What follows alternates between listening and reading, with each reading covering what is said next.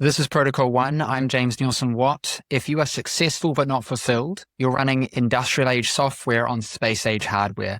It's time for an upgrade. Don't settle. All right. Welcome to the show, Matthew. I'm excited to have you on. I'd love it if you could give our audience some backstory. Who is Matthew? What have you built? Because you've built a lot of stuff and you've done a lot, and I'm excited to chat to you about it. Yeah, I'm a serial entrepreneur and I love to create. I love to create different things. I mean, like innovation. For me, like my creation have to happen in a zone where it's not been lots of, the path is new. So I've created like a kombucha business, which is the one that get the most famous. But I create as well, co-create restaurants, health food restaurants, kitchen classes, like a big like food empire in Montreal. And after that, when I withdraw from this, I create like a spiritual school, kind of bringing people back to the wildness, like in the nature, but as well in the wildness in the inner side. And then I create an app, a meditation app.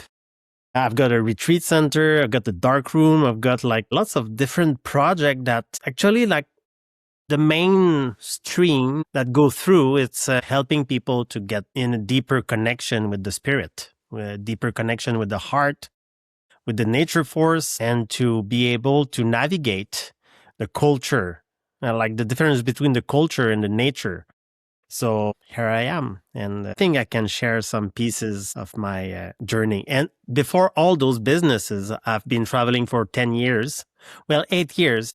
Through the world, and mostly through like different spiritual and religious destination. I was teaching Tibetan Buddhism. I was going deep into like all shamanism, Sufism, everything that kind of esoteric and talk about the energy system. So I'm teaching about that today, like in my retreat center. I consider entrepreneurship, and I got this from Tony Robbins, that entrepreneurship is a spiritual game, and it's about how much value you can create. And for me to be able to create value, you need to understand the people you're working with. And so there is this spiritual relationship there, because if you are really connected to your audience, their problem, and you care about that more than you care about, your product per se, then your product is going to be good because it comes from where it's supposed to be, which is to serve. And so you've sort of spoken to that, but can you speak to what came first? Was it, I think I heard you say that the kombucha came first, because there seems to be a bit of connection, but also they're such different businesses, from a product business to restaurants to apps. What was first, and how did that journey kind of link together? Like, why did it make sense for you to do those? Let's start when I was 18. I had like spiritual experience, unexpected spiritual experience. I was studying electronics. And I start to have like spiritual experience, but that my materialist scientific mind was not able to grasp, because it was about like subtlety and transcendence. So I was really puzzled about that. So when I start to dig in the spiritual science, I was interested into technicality and the methodology of how to unfold the spirit.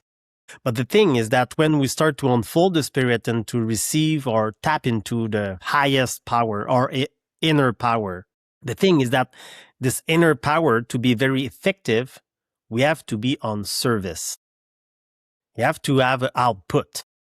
If we don't have an output with the thing, this energy that we tap into, we get kind of spin off into our spiritual narcissism.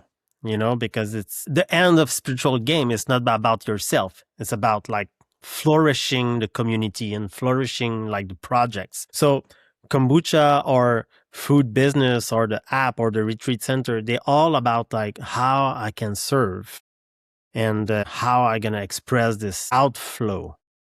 So, and actually when I started the kombucha business, the secret why behind that was that I want to have a business that make enough money so I can teach without caring about the public, not caring about like the money, the income. Because, if you teach spiritual stuff and you care about how you are received and that you depend on it to pay your mortgage or to pay your life, you twist the spiritual thing. You twist the wisdom. So I wanted to be very clear on that. Why kombucha though?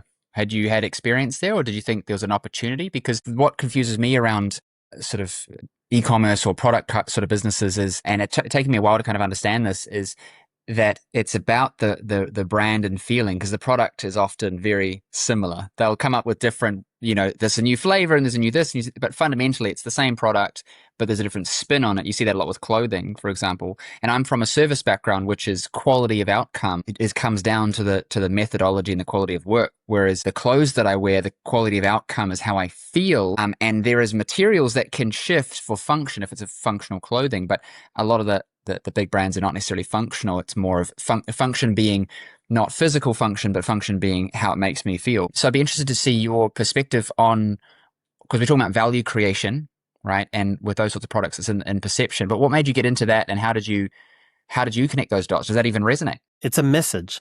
For me, it's the why. Yeah, like the kombucha, like in Quebec, the kombucha, or in Canada, the kombucha was not like it's in 2006 and 2007. Like there was no kombucha in Canada, and there was a big brand like GT's in the US. And I saw this market, and I was just like, whoa, this is so huge. And I was already brewing kombucha, and when I had the idea to bottle it, it was about this kind of, oh my God, we have to bring something in the market that is not Coca-Cola, Pepsi, or all this sugar destroying like beverage.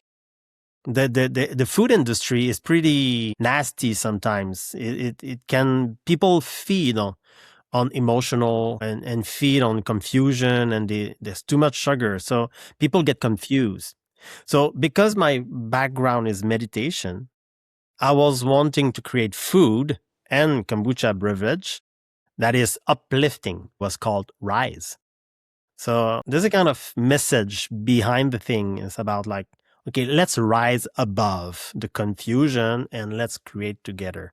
I like that. And that's what you said about the why, right? You had to have a why. I guess in all things circling back to what you said about sort of the spiritual aspect, you are trying to lead a movement around your vision and bring people to what you see. You have a vision and you see it, and your job is to bring people to it, to up to that level of what you can see, but to do that and not be a snake oil salesman who's just manipulating. You have to believe in it and have a why behind it. But also that's more sustainable too, right? Like you can manipulate yourself and others to get people to believe something, but it's not sustainable, and there's a genuineness that drops there. What would you say to somebody who has a vision or had a vision, but they struggle with bringing others to see it because they maybe doubt themselves about it? Like they might know something, but they feel like because it isn't real yet, that they are just taking people on a journey that may not end up anywhere, and so they want to protect themselves, others, etc. from it, even though they believe in it. How do they bring more of their why, and how do they do that in a ethical way? Well, it's interesting that, because if we say like a vision, like the vision have to become like embodied. It's an embodied vision. It's to be like a very vibrational or incarnated way of life. It's like the vision. It's like, for me, it was, okay, let's move toward this more like healthy, like for body and spirit and heart, So let's move toward that. But at the same time, I was just like going into the practice of incarnating this vision. And everything I was doing like meditation circles, and I was doing like circles of food, like bringing potlucks and bringing the community together and having philosophy and taking care of each other. So this kind of community start to gather on the product, but because there was a vision, there was like, and not just a vision, but a movement, like an incarnated movement that inspired people to move toward. So for me, it's really like about, okay, sometimes it's something in our minds. How does it feel when we put it inside our body? Does it feel like super empowering, like vibrant? or it kind of drains our energy. And this kind of shift of like taking like an idea or an emotion and to see how the body resonates. Then like this is for me like the big key of like this manifestation thing. If we vibrate like this healthy, super aligned in the heart, then it brings all this kind of people that want to play in that zone.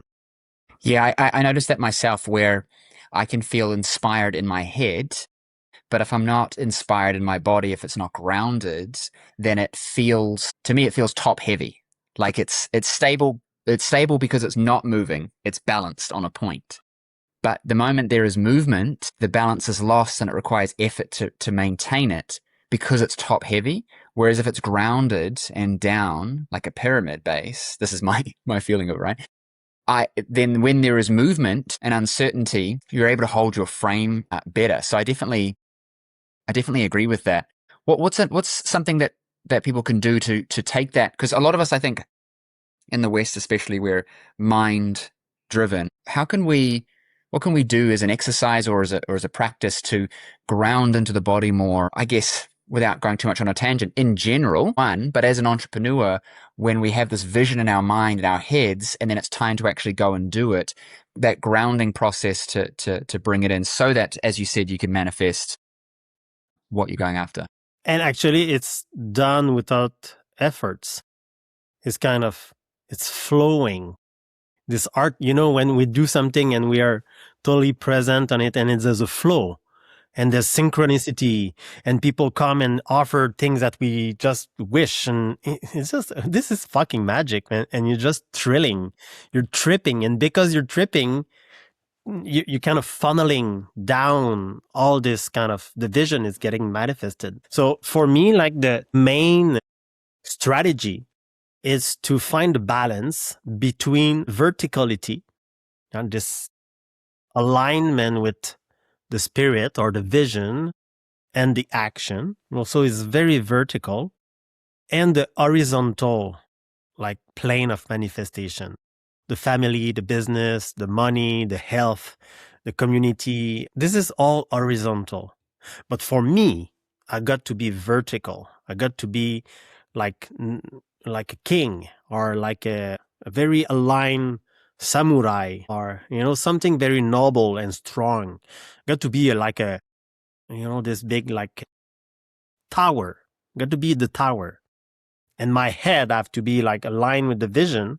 And the vision have to be aligned with my highest purpose. You mean like my soul or the spirit.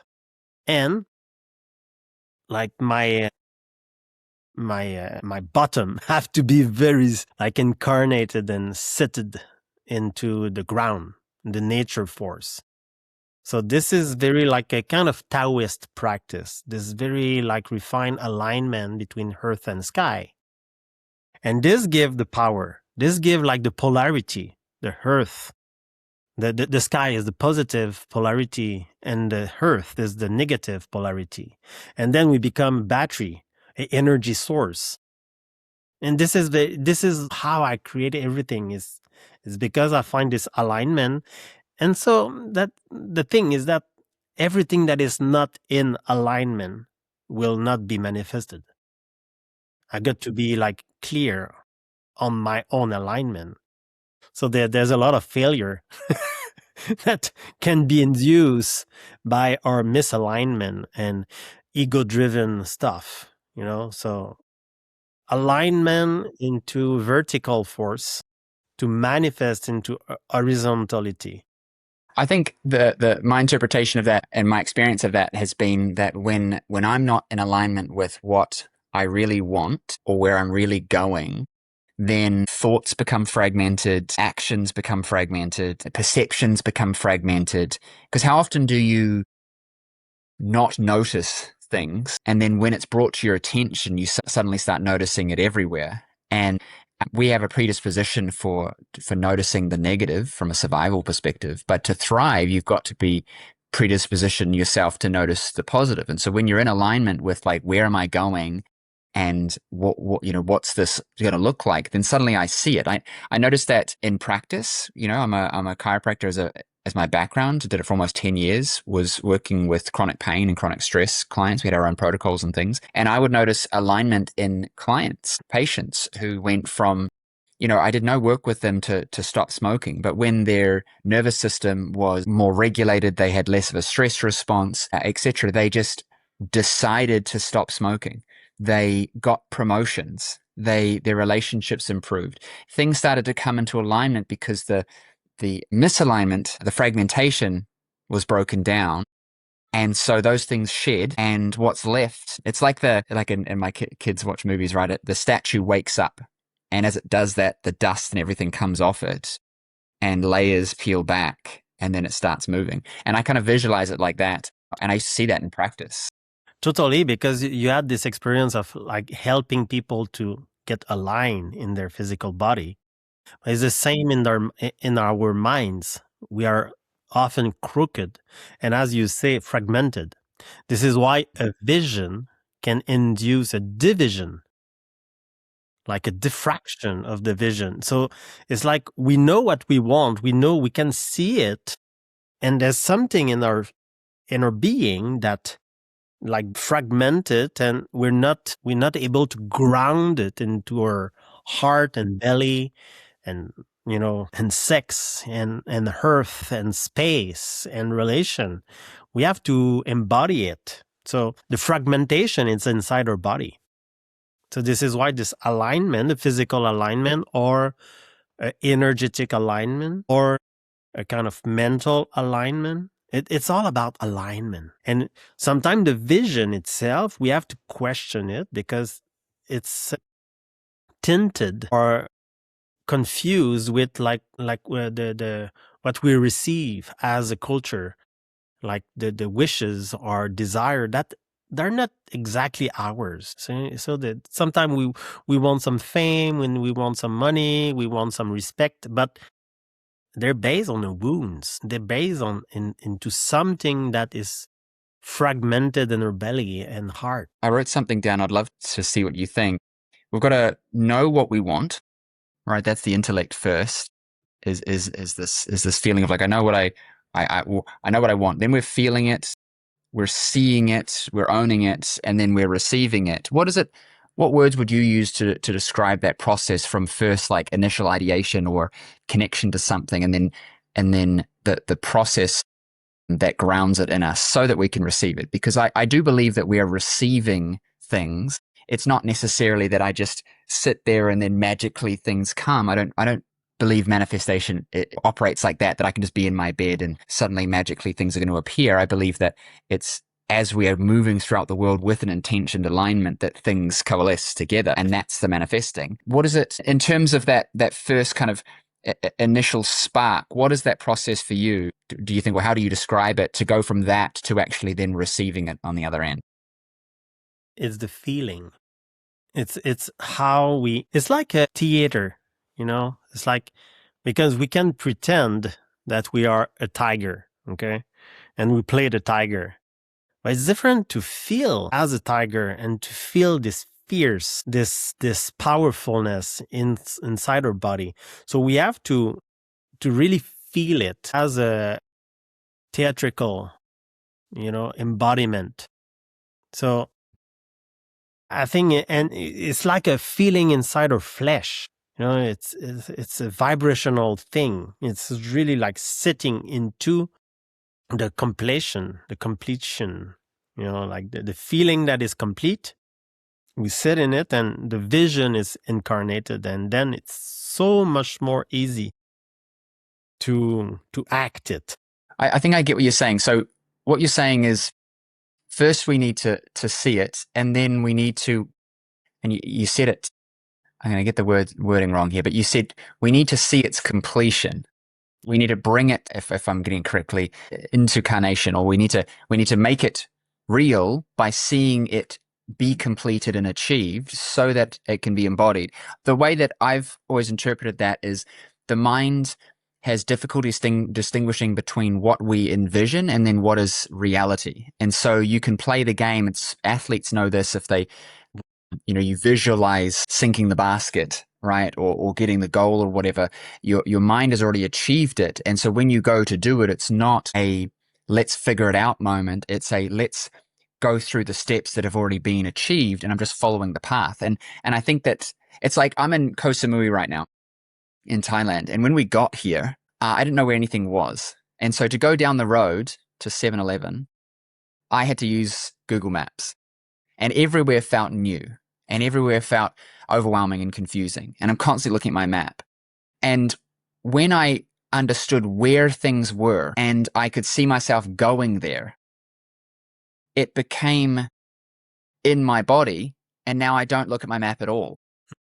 And now I know where I am. I know what I need to go and do because it's real. The path is real. Now I drove that path to see it, but I could equally look at my map and I can visualize where it is, and I can visualize completion, me arriving there and my path to drive there, etc. So that when I go and do it, meaning I've never done it, but I've seen it and I've seen the completion happen, I'm now following a memory, even though it's an invented memory, because the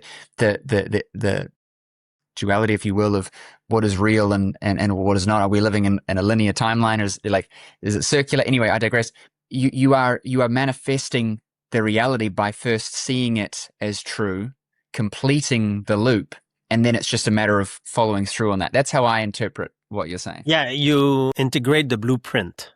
It's like you see the map, you expanded your mind and awareness into the map. But then, like, the other part is to trust the territory, because the map is not the territory.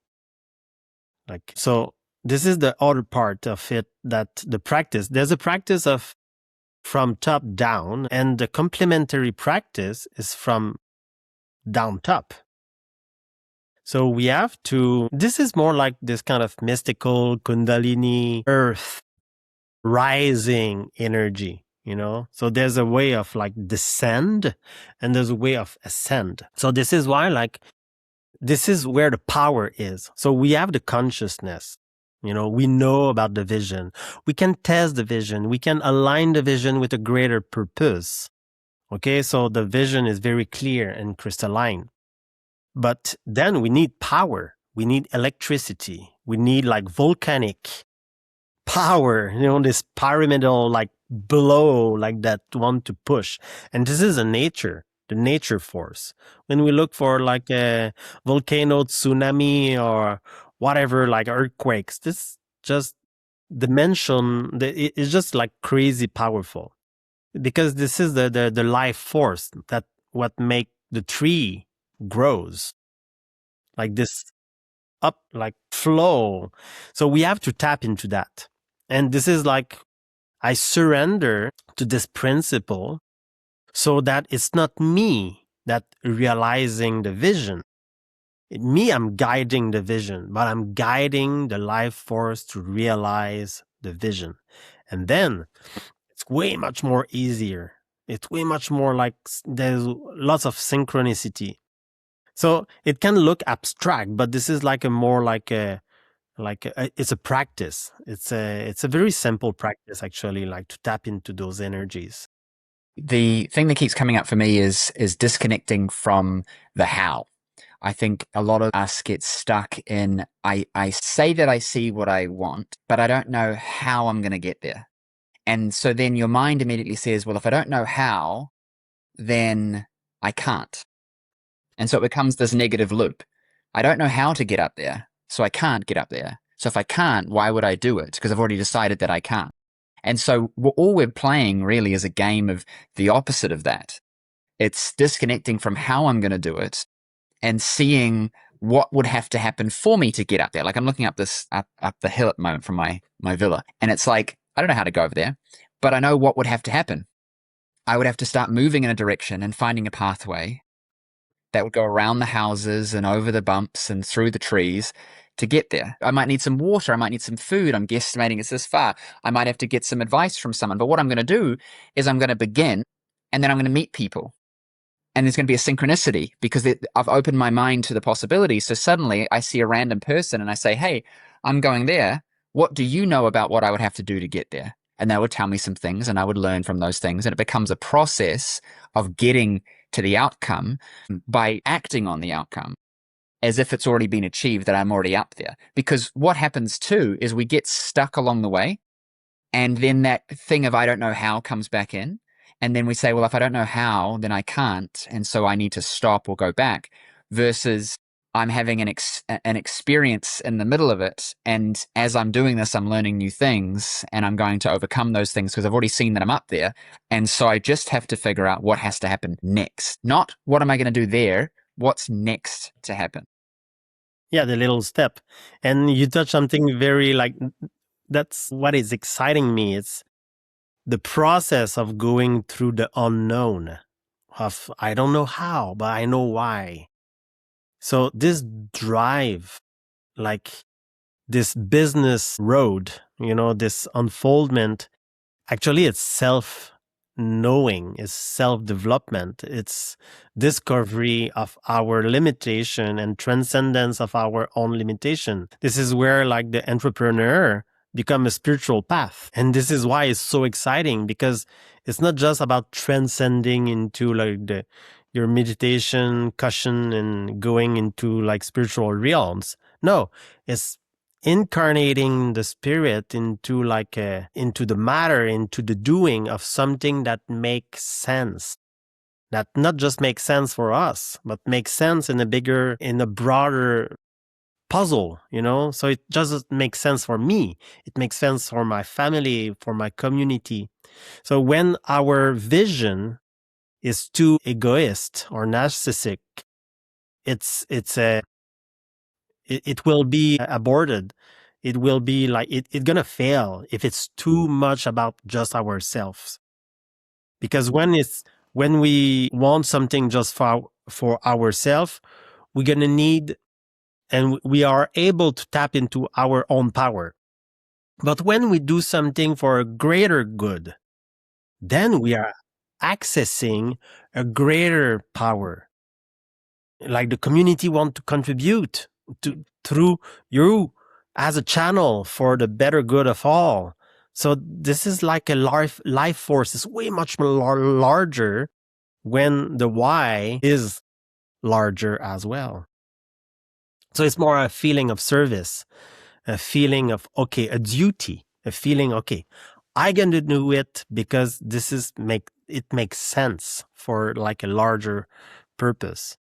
I linked the two. We talk about spiritual growth, right? And we see that as a positive thing. And then there is just growth in general, which has elements of positivity to it. But growth for the sake of growth can be detrimental, especially when you just said, it's only serving you. And so we'll always look to, like, there's ways of doing things right now that can give me the illusion of growth, the illusion of spirituality. I think a lot of people get caught in that. They'll meditate and pray and do all kinds of things, get all the crystals, but they're not actually growing. They're practicing a way of controlling anxiousness and controlling their environment. They're not actually spiritually growing, even if they wear the outfit and do the theater, because they've not embodied the character, because the character would progress and would grow.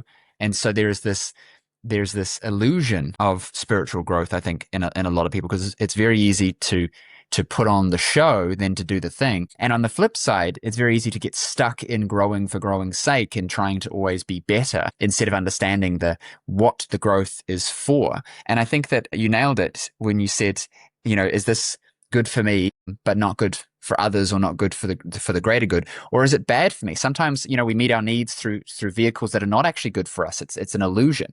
Sometimes we meet them in ways that are good for us, but not really good for anybody else. And so what we need to be linking is this for the greater good. And I linked it to what you said about vertical and horizontal. Your vertical is connecting into the power source, as you said, the alignment, but there needs to be that horizontal expansion of good for me, my family, community, the world, etc. Because then your base is strong, like I talked about with the pyramid. And I guess from your perspective, you'd be able to draw in more of that energy because it aligns with a stronger why, which gives you a clearer what path to get there. You're less focused on the how, which means there's more synchronicity. And in a practical sense, For those listening going, this is all a bit woo-woo. Dopamine without effort is toxic. So if you are doing things and looking for, is it good for me now, but not good for others, or not inherently, like it might not be negative for them, but is it good for them, right? Entrepreneurship is a spiritual game. Who can create the most value, that's who wins. And winning means we all win. It's not like I win. Then you're not going to get an immediate dopamine fix from embarking on the journey. You're not going to get it from buying the crystals or getting the course or selling the one person, because your vision is larger than my reward. So the dopamine that you're getting is from the spiritual growth. It's from the process. That's what it's designed for. It's designed to reward pursuit, not reward the outcome. Because if you're always looking for the outcome, the feeling, the toxicity, one could argue is it's not so much chemical as it is mental. You're setting yourself up to not be able to go on the journey because you're looking for the reward now. I've started, so why is my bank account? Like, I started the business. Where are all my clients? I invested. Where's my money? It's like, that's not how it works, and I think spirituality, This is like a fix. We want, it's not meditation, it's medication. We just want the fix of like this kind of disconnection. So like the dopamine rush, like this obsession of getting the fix, it's have less value than the flow of constant like energy of, like this. When you do something that you love, you're in the flow. And when you do something that serves, the flow grows. And this is like way much more satisfying in a deeper layer, because dopamine is satisfaction for the body, but not for the emotion, not totally for the mind, not for the spirit, and not for the family, the bigger picture. But the flow, like when we touch that, it's way much more like fulfilling. You feel complete. You feel that you're a little puzzle in the bigger image. And then you're not the puzzle anymore. You are the image. You are the surrounding. You are this. And when our business fit as a piece of the puzzle in the bigger puzzle, it serves the community, then it's way much more fulfilling. You go to bed and you just want to wake up in the early morning to continue the mission.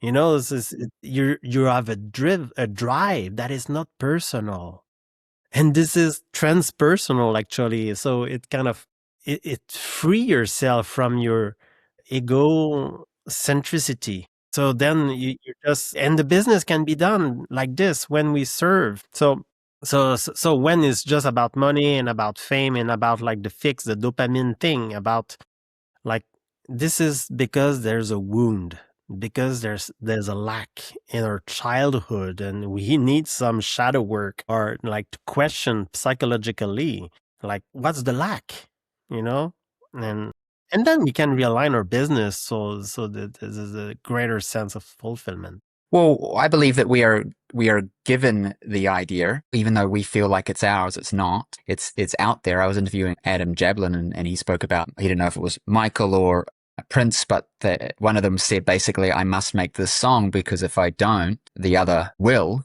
because they understood. I don't know how true this is, but I like the story. They understood that it was out there to grab, and it was not unique. Like, a lot of us think we have these unique ideas, and you meet entrepreneurs who are less experienced and they're keeping everything to themselves because they feel like my idea is the thing, right? And if you get the idea, it's going to be gone. And I sort of learned to let a lot of that go, because the reality is everyone thought about Uber. A lot of people thought about Airbnb, right? We've all said, wouldn't it be cool? Like, why? Like, it's an app. Like, I can text my friend. Like, why can't I just be like, hey, I want a car, and then like, car comes and I just get in it. But it wasn't the idea. It was the execution of the idea, and more than that, it was really taking hold of the vision that you were given and seeing it to its nth potential by understanding that, as you said, transperson, you are just breathing into this idea and this vision. And while you might be pragmatically leading the vision, you are breathing life into it, and then and that's attracting in others that also breathe life into it. Because to have these big companies, no matter, when I'm not necessarily talking, stock market listed companies, but just big successful companies, it needs to be more than you. You might be pragmatically leading that company. Like Elon Musk might be leading his company, but he's not physically building the robots. But also, if he was adding no value, then haven't we already been landing rockets before Elon? The engineers already existed. They were already there. But it takes the vision, and it takes people breathing life into that vision. And as you said, attracting others to breathe it in, like a big sail, right? If it's a big sail, you got to blow really hard and you got to bring people in to blow. And then eventually you've got some momentum, and now the wind is there and it's taken off. And I think that we're given these opportunities in our minds. And as you said, it's our job to ground that and then feel it enough to embark on solving the problem or bringing the vision to life. Because if we don't, it might just die, or someone else might pick up that vision. And so it's how we act on it, you know? So yeah, if for lack of a better term, the amateur entrepreneur, the newbies will hang on to their ideas, and they don't understand that anyone can have an idea and anyone can build stuff, especially these days. Like everyone says, I've got this good app idea, but I don't want to do something with it, you know, just yet. I'm not ready. It's like, well, dude, I can go into Claude and I can make whatever, right? So it's not the idea. It is holding the vision and executing on it, because we can all build something. But the product, if we circle back to the start, it's not the product. Like the product has to be good, but it's not the product that leads it. It's that story and that connection to it, that mission, the community, the meaning behind it. You know what I mean? I think it's good to put the mission with the vision. Like, okay, we have a vision, and then the mission, like this social, what it's gonna feed, what it's gonna create in the society. And this is very tricky, because we are in a loop of like a kind of society, a materialist society, and you have like a modernity and technology can go somewhere that it kind of, we don't see that it's kind of destroying itself slowly and making people crazy and people sick. And, you know, so there's a questioning of how to make, like, to be sure that we're not just surfing like a big wave that is going to crash on the rocks, you know, as a society. So I think, like, for me, like the bottom question is that when I'm going to die, okay, and I'm going to be on my bed. This is creepy, but what I'm going to look? I'm going to look if I grew in love, if I grew my heart, if I'm just like, if my relation, you know, this is the fulfillment. Our lives, our individual life, it's business. It's a project. You know, so when are we going to die? We want to look and say, this is awesome. I want to come back again and, you know, have fun again. You have to be like something that we feel that we contribute. We feel that we grow in love. We help people to grow in love, and that our business was a tool, like a momentum to induce value and induce abundance and creativity, you know, and a kind of playground where like the human experience is not a big contraction of like wanting more dopamine and egocentric like ecstasy. And no, this when you're gonna die, you're gonna look your personal ecstasy and say, well, it's kind of meaningless. What's the meaning? The meaning is way much more fulfilling than the little rush. Yeah, I felt this with LearnSpark, our homeschooling platform. It initially started as, you know, what could make our lives easier and more certain with how we're educating our children. And then Delcy met the founder of a group called Marisi that saves girls from sex trafficking, and they rehabilitate them, and they've saved like 100,000 girls and crushed networks and stuff like that. And they said, hey, you know, Delcy was like, you know, I just want to be able to help. Like, who can I?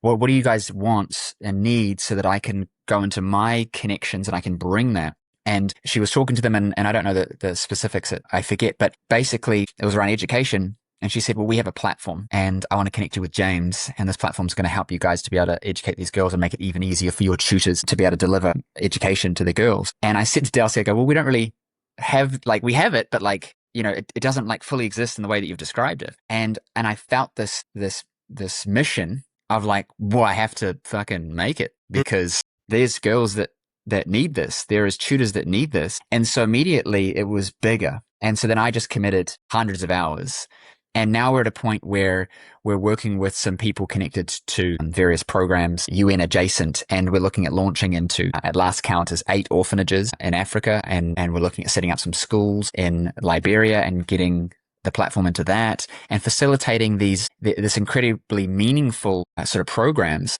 that, through the synchronicity of all of it, leads to more impact. And the benefit to me and my family and my local, right, is as a result of my efforts in alignment with a mission and vision that is much bigger than my reward. You know what I mean? And so being connected to what am I getting out of it becomes irrelevant, because I will always be taken care of when I'm fulfilling in a bigger mission that's been given to me as an opportunity. And so it's not egocentric to say I must go and do it if it's not about me, because it's basically saying I've been given this torch. I've got to run as far as I can with it and bring as much wind into the sails as I can with it.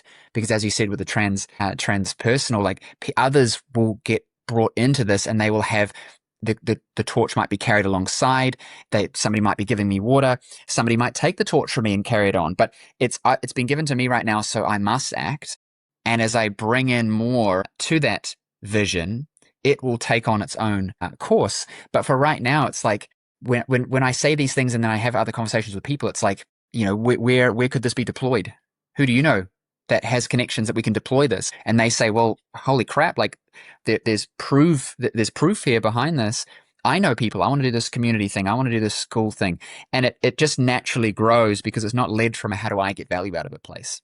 It's led from my value will come and I will always be taken care of to whatever degree that looks, but I'm working on something bigger than just what I'm getting out of it. And so the synchronicity, I'm noticing a lot of things lining up. It's been 6 months and a lot has happened when I think about the last 6 months, which is incredible, and a lot to come because we're raising capital at the moment.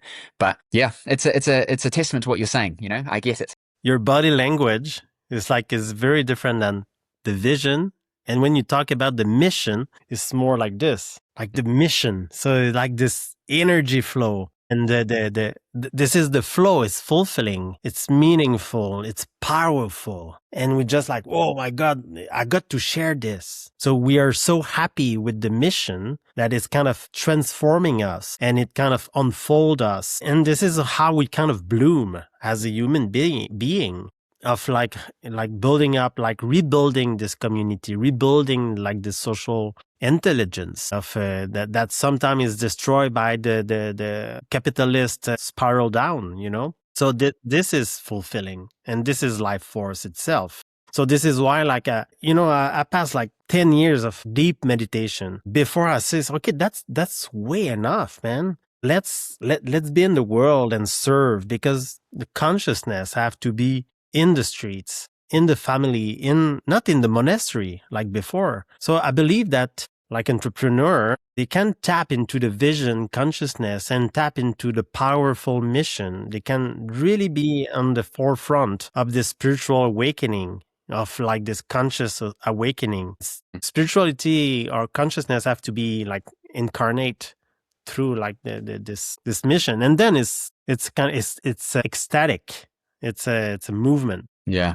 100%. Well, let me know, what are you working on at the moment? What's your current focus? I know that you said you've got apps and wellness centers and things like that. What are you working on at the moment? Those days, I'm taking care of my retreat center, and I got like a kind of my vision and my mission. Those days, it's taking care of the land so it feels like an oasis or a little piece of paradise. So it's very delicate. I'm making like those huge garden, and I'm in the forest and the mountain with a little river and lake, and it's beautiful. And I receive people in my house. I live in my retreat center, and I receive people who do fasting. So I create like groups of 10 people that come in a deep retreat of like going into a fast, and accompany and helping them to go through all the process of I'm gonna lack food, it's beautiful because it's really like helping a few humans to go through something very significant. But I feel that this still like I'm making a kind of a little maquette, a little plan, It's like making this very pristine it's a quality. I believe that when we put somebody in a quality zone, it becomes like you feel the quality and grow in quality. If we put a human into like a shitty zone, you're gonna feel like shit and become shit and do shit. So it's this kind of experimentation, living into a little piece of paradise and bringing people into communion with the nature and to see how it acts on their hearts and minds and spirit. So this is what I'm doing. And yeah, I think it's a maquette because I want to make it bigger on a bigger land, maybe somewhere else in the world, contributing into a larger retreat center to see how beauty and high vibration. I'm working with the geobiology, which is kind of feng shui, energy landscaping thing that kind of force the energy to flow up and to inspire. So I'm working with this, and basically this is my summer. Well, where can people find out more about you and what you're working on? My projects are in French, as you hear, but I got a website on MathieuGallant.ca, and this is the retreat center project. But the other project is Manna Meditation, and this is like a app and like classes and course and teacher training how to come explore this other type of meditation. Today is mindfulness is pretty well known, but mindfulness is I'm teaching powerfulness and meaningfulness and heartfulness. All those different types of meditation that brings a larger comprehension of like the function of spirit and energy. Yeah, I love that. Well, listen, Mathieu, this has been inspirational. I appreciate that. This connected some dots for me, and I know that it will for the audience as well. Thank you so much for coming on, and I'm looking forward to this going live, and hopefully we can get some of your trainings and insights into our community for those to be able to start practicing some of this. So thank you so much. I appreciate you. Wonderful. Thank you to take your time and share that. That's this week's Protocol 1. If you want to know exactly where you stand across all 6 vectors, take the free assessment at 6vectorassessment.com. It takes 5 minutes. The truth takes less. Don't settle.